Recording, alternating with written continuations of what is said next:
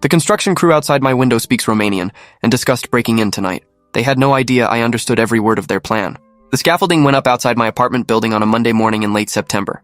I was working from home that day, trying to focus on quarterly reports from my accounting firm, when the metal clanging started around 7. My apartment was on the 3rd floor of a 6-story building in Brooklyn, and apparently the whole facade needed renovation. The property management company had sent an email 2 weeks earlier warning us about the construction, but I'd barely skimmed it. Now I was regretting not paying closer attention as power tools screamed and men shouted to each other just feet from my window. I pulled on headphones and tried to concentrate, but it was impossible. Around 9, I gave up and walked to the window to see what was happening. 3 men were working on the scaffolding directly outside, wearing hard hats and safety vests. They were pointing at the brickwork and discussing something, their voices carrying clearly through the glass even though I couldn't make out the words at first. Then one of them said something that made me freeze with my coffee cup halfway to my lips. He was speaking Romanian. I grew up in Bucharest until I was 12, when my parents immigrated to the United States. We spoke Romanian at home for years until my mother passed away when I was in college, and after that my father and I drifted into speaking mostly English. It had been at least 5 years since I'd had a real conversation in Romanian, but I understood it perfectly. The language was still there in my brain, waiting. The man outside was complaining about the heat and saying this job was taking too long. His coworker responded in Romanian that they should work faster so they could finish by Thursday. Normal construction worker conversation. I went back to my desk and tried to focus on the spreadsheets in front of me, but I kept getting distracted by the voices outside. There was something about hearing my childhood language unexpectedly that made me feel nostalgic and homesick for a place I'd left 2 decades ago. Over the next few days, I found myself half listening to their conversations while I worked. They talked about normal things, soccer games and their families, and how expensive everything was in New York. There were 4 of them rotating shifts, and they all seemed to be Romanian immigrants like my parents had been. By Wednesday, I'd started to recognize their voices. There was Andrei, the oldest one who seemed to be in charge. He had a deep voice and spoke with an accent from southern Romania near the Bulgarian border. Then there was Christian, younger and always complaining about something. The other 2 were Gheorghe and Mihai, quieter guys who mostly just followed instructions. They arrived every morning at 7 and worked until 5, breaking for lunch around noon. I'd gotten used to the noise and found I could actually work pretty well with their voices in the background. It was almost comforting, like having the radio on in another language that nobody else in the building could understand. On Thursday afternoon, I was on a conference call with a client when I heard Andrei say something outside that made me lose track of what my client was saying. He'd switched from casual conversation to a lower, more serious tone. He said in Romanian that he'd finished checking all the apartments on this side of the building. Most people worked during the day, so the units were empty. He'd been able to see inside through the windows while pretending to inspect the brickwork. I muted my microphone and moved closer to the window, my heart starting to beat faster. Christian responded in Romanian asking which apartments looked worth it. Andrei said the one on the 5th floor, apartment 5C, had expensive electronics visible, and the woman who lived there kept her purse on the kitchen counter near the window. He'd seen her leave every morning at 8 and return around 6. This apartment, 3B, also looked promising. Good laptop, nice furniture, probably jewelry in the bedroom. The owner worked from home but seemed to leave the apartment empty for hours at a time based on the lights being off. My client's voice came through my headphones asking if I was still there, but I couldn't respond. I was listening to these men plan to rob my apartment, and possibly others in my building. Christian said in Romanian that they should do it tonight after they finished the workday. Mihai could create a distraction on the 1st floor while Andrei and Gheorghe went in through the windows. The scaffolding made it easy. They could just climb right in. Nobody would suspect construction workers on scaffolding during the day of coming back at night. My hands were shaking as I unmuted my microphone and made an excuse to my client about technical difficulties. I hung up and sat there trying to process what I'd just heard. These men had been casing the building for days while pretending to do renovation work. They knew everyone's schedules, what valuables we had, which apartments would be easiest to access, and they had no idea that one person in the building understood every word of their planning. I grabbed my phone and started to dial 911, then stopped. What would I tell them? That I'd overheard construction workers speaking Romanian about breaking in? The police would ask for proof, for evidence, and I had nothing but my word. The workers could easily claim I'd misunderstood or that they were joking. I needed something concrete. I opened my laptop and searched for recording apps, downloading one that could capture audio through my computer's microphone. Then I positioned my laptop near the window and started recording, turning the volume up as high as it would go. Outside, the conversation had moved on to logistics. Andrei was explaining in Romanian that they'd come back at 11 tonight when most people would be asleep. They'd park 2 blocks away and approach through the alley behind the building. Gheorghe asked about security cameras and Andrei laughed, saying he'd checked and there were only cameras at the main entrance, none in the alley or on the fire escapes. They'd been working here for 4 days and nobody had questioned them once. People saw construction workers and assumed they belonged. Christian mentioned that his cousin had a van they could borrow to transport the stolen items. Andrei said they should hit at least 5 apartments tonight to make it worth the risk. Start on the 5th floor with 5C, work their way down to the 3rd floor, take only high-value items they could carry quickly, get in and out within 2 hours total. My recording app was capturing everything, the words clear enough that anyone who spoke Romanian would be able to understand. But I needed more than just audio. I needed proof that these specific men were the ones planning this. I pulled out my phone and carefully positioned it to take video through the window, making sure to get clear shots of their faces. Andre was in his late 40s with graying hair and a thick mustache. Christian was maybe 30 with a lean build and a scar on his left cheek. Georgi was heavy-set with a shaved head, and Mihai was the youngest, probably mid-20s with dark curly hair.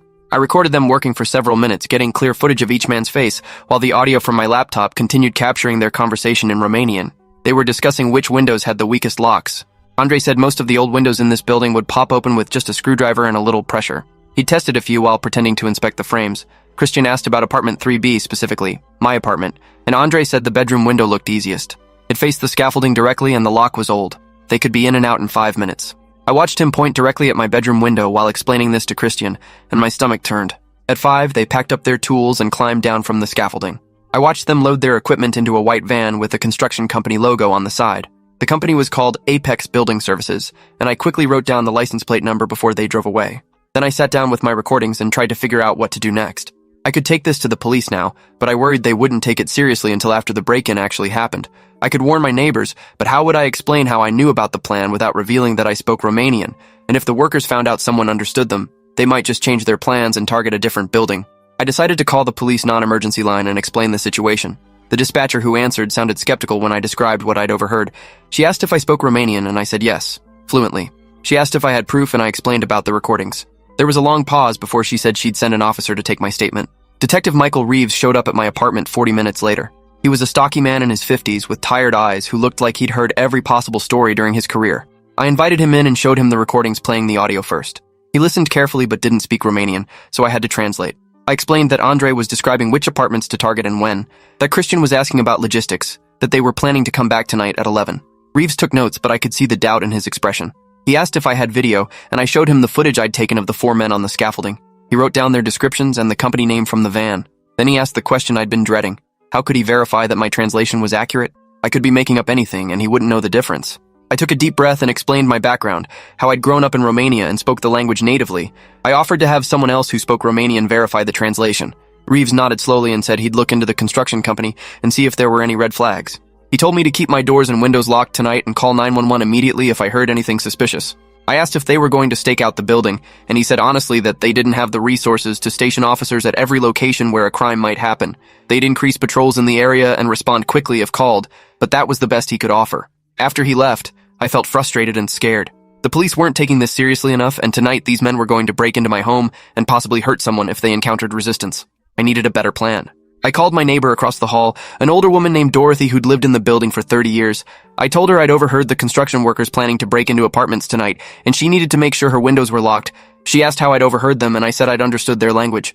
Dorothy took me seriously immediately and said she'd spread the word to other neighbors. Within an hour, my phone was buzzing with texts from people in the building asking for more details.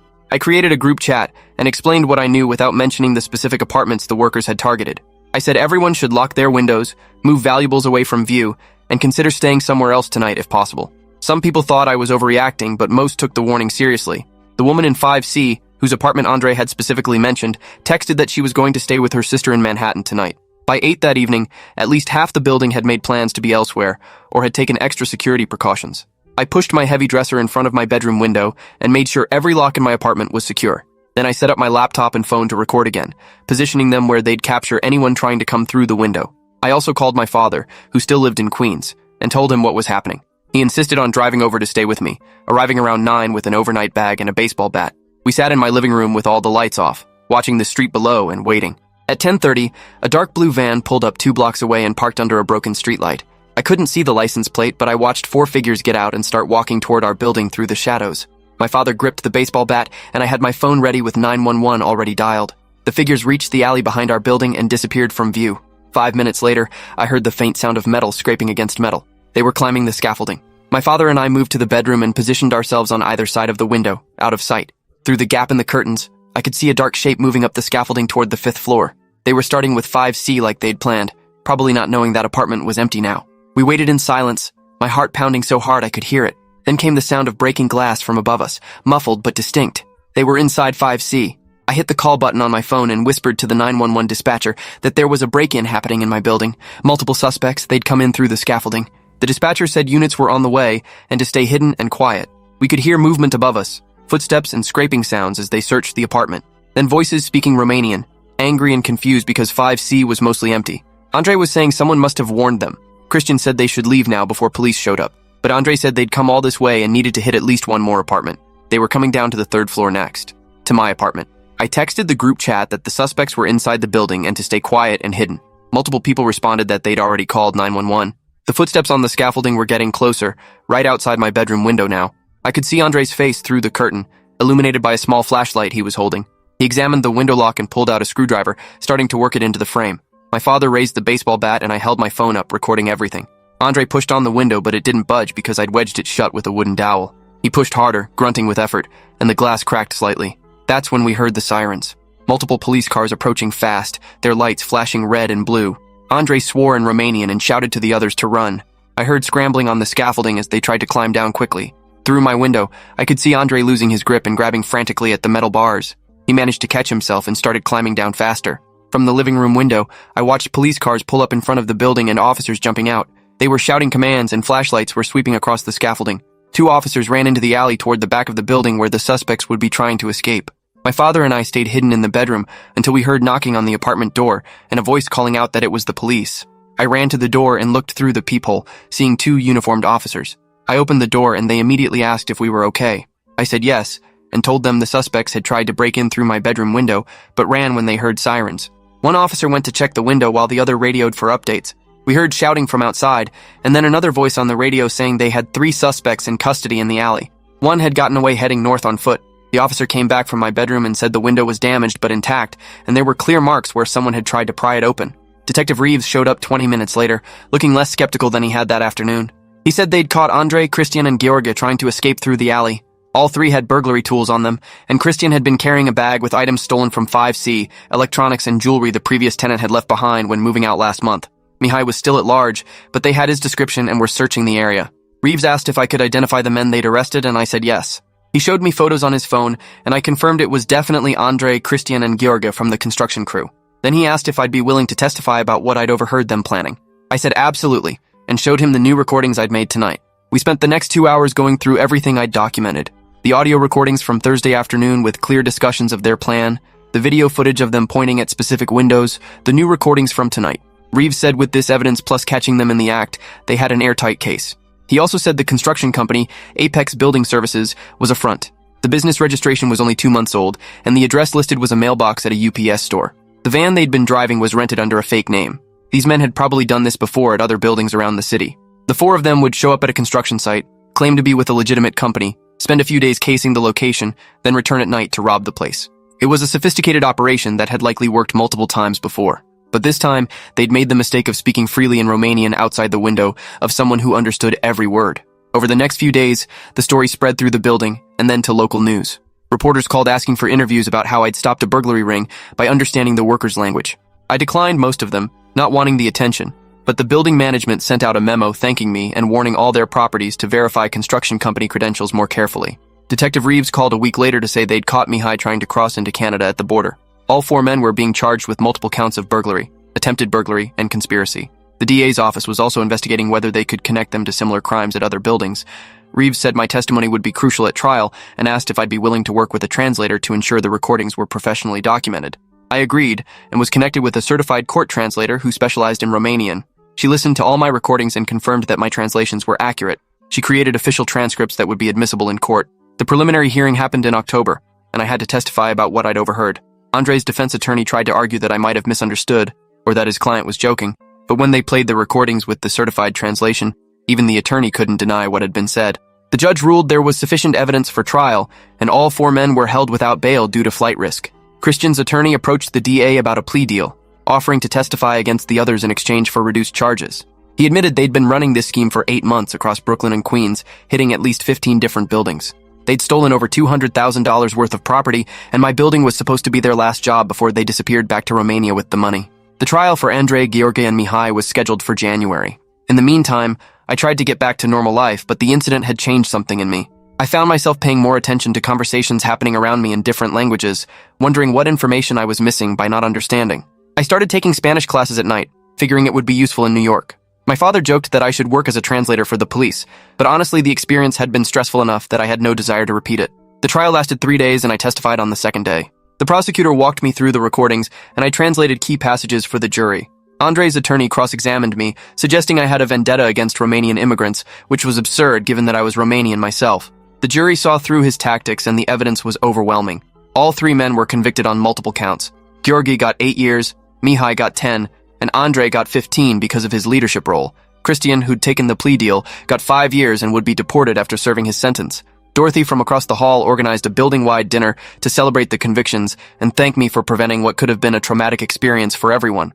People brought Romanian food in honor of the language that had saved us, which was touching even though most of them had no idea what authentic Romanian cuisine was supposed to taste like. The woman from 5C gave me a bottle of expensive wine and said I'd probably saved her from losing family heirlooms that meant everything to her. That night, sitting in my apartment with the scaffolding finally removed and my window repaired, I thought about how random chance had protected our building. If my parents hadn't immigrated from Romania, if I'd forgotten the language over the years, if I'd been wearing headphones and missed that first conversation, everything would have turned out differently. Those men would have robbed us blind and moved on to their next target, and nobody would have known until it was too late. Detective Reeves called me one final time to say that based on Christian's testimony, they'd connected the crew to 11 other burglaries with 7 more victims identified. The DA was working on restitution, but most of the stolen property had already been sold or shipped overseas. Still, at least these men would be in prison for years and then deported, unable to prey on more immigrant communities. He thanked me for my cooperation and said I'd done a real service to the city. I told him I'd just been protecting my home, but he said it was more than that. I'd shown people that paying attention to what's happening around you, being aware of your surroundings, and trusting your instincts, those things matter. A few months later, I was working at my desk when I heard voices outside my window again. My heart jumped before I realized it was just maintenance workers replacing some damaged bricks the previous crew had marked but never fixed. These workers were speaking English, and I could hear their supervisor checking their credentials with building management. The industry had tightened up after our case made the news, with more buildings verifying that construction crews were legitimate before giving them access. I still listen when people speak Romanian in public, a habit I can't seem to break now. Most of the time, it's just normal conversation. Immigrants talking about their lives in their native language like my parents used to do. But occasionally I'll hear something that makes me pay closer attention, and I've learned to trust that instinct. Last week I was at a restaurant in Queens and overheard 2 men at the next table speaking Romanian about a credit card scam they were running. I quietly recorded the conversation on my phone and called Detective Reeves when I got home. He said he'd pass it along to the fraud division and thanked me for staying vigilant. I guess that's who I am now. The person who listens carefully and speaks up when something isn't right. My father says my mother would be proud that I've used the language she taught me to help people. I like to think he's right. She always said that language was a bridge between cultures, a way to understand people different from yourself. She probably didn't imagine I'd use it to catch criminals, but she'd appreciate the irony. These days I sleep better knowing that those 4 men are locked up and our building is safe. The new construction crew that eventually came to finish the renovation work was professional and properly licensed, and they spoke English loudly enough that everyone could understand exactly what they were doing. But I still keep my windows locked at night, and I still pay attention to conversations happening around me in languages people assume nobody else understands. Because I learned something important that day in September when the scaffolding went up outside my window. The most dangerous people are often the ones who think nobody is listening. And sometimes the most powerful thing you can do is prove them wrong. Appreciate you watching this far. If you enjoyed it, drop a like, leave a comment, and subscribe so you won't miss the next story.